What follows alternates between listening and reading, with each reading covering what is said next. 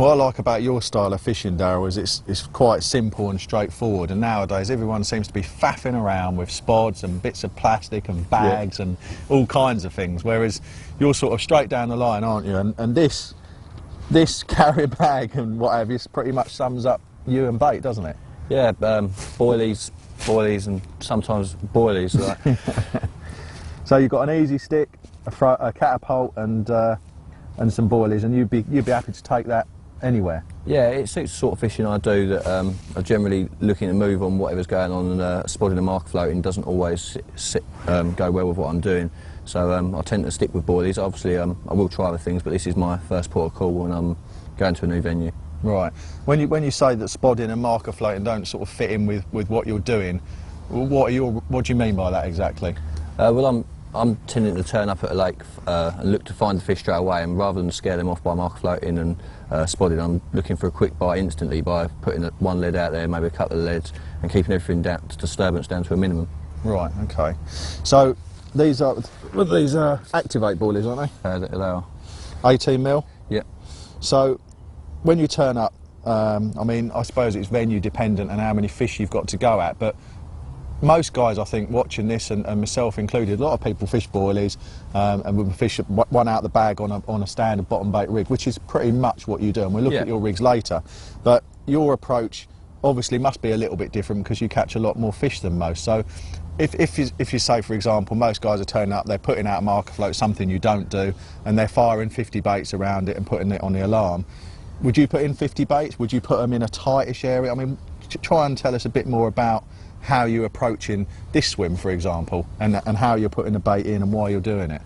I don't tend to bait up too tight for a start. I tend to scatter my bait around because I'm trying to intercept groups of fish on a lake like this with a number of fish in. Right. I'm looking at my hook bait's obviously on the spot where I want the fish, but I want my bait on the spot, around the spot, in the area to hopefully, if they pick up one, then they'll carry on searching in that area, and hopefully as they home in on the area, they'll come across my hook bait. Right, okay. And do you think that's an advantage on a venue like this? And I know you said earlier you did well on a car park lake, which is like this venue, uses bait boats a lot. So do you think your approach, pike are still crashing into the fry down there, do you think that your approach of spreading it when people are using bait boats is an advantage as well? If people are using bait boats, and a pile of bait in a concentrated area is a devastating method that will work instantly, but once it's been done to any degree, then it becomes dangerous to the fish and they associate it with trouble. So I tend to scatter my bait out, so there is no trap as such. Boilies get fired out, misfired out into the lake, and a lesser concentration is less scary for them, I think. Right, yeah, okay. So you just want them to come across one and then maybe another one? And, yeah, and it helps with the hooking and that as they come in. If they're not concentrated feeding on one spot, if they're moving around as well while they're picking up the baits, I think that does help. Right, so you want them to come down, pick up the bait and then move to the next one, and that's going to give you a better hook hold than if they're feeding tight on one spot. So do you ever put on stringers or anything like that? I have done at times, but because I'm fishing like semi-buoyant hook baits, I don't want the stringer to pull it all down tight together. I want it to, as I'm feeling the lead down, I want the bait to land as far away from the lead as possible. Right. Just be as natural as possible. Well, you mentioned your pop-ups, or your hook baits, Darryl. These are a bit different, aren't they? What can you tell us about these? Well, I've rolled them myself. They're same flavour, same mix as the freebies, but you might notice they're a different colour.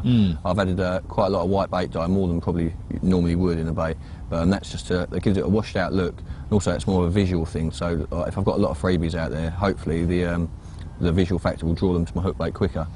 So you're doing really the opposite of what everybody else does. Everyone tries to draw attention to their hook bait by making it bright or smelly. You're making it look old and stand out at the same time. Yeah, also as well, it smells exactly the same as my freebies, and it is the same bait. It's not a pop-up that's just had artificial flavour added to it, and it is the same as my freebies, so even in the dark when they can see nothing, it's still the same. That's a key point, right. And you've made these so that they sink slowly, or? On their own, if you threw that in the lake, it would float, but with the weight of the hook, it sinks. So what I'm looking for is when the fish picks it up, it catches it off guard, and it will be further down its mouth than what it anticipated it. Right, yeah, okay, because it's so much lighter. Well, that whole sort of boilie approach, you know, for open water and so on, I can see that working well. They're 18 mil boilies. Let's say, for example, you wanted to fish under the bush. Do you do things the same? I may cram a few baits up and throw it around just because I can at that range, but I would still fish a whole boilie on the hook. I might like nick a few bits off the side if I felt like it, but I would fish them straight out of the bag like that as well. Right, okay. So take it anywhere, a good boilie, like the Activate. Just briefly, the colour of them. I mean, do you think that's? Do you like dark coloured baits? Yeah, I do. Just for the bird life factor, I want the fish to eat them, not the birds, and the dark colour of like all quality food baits tend to be dark coloured, and I tend to fish baits like that myself.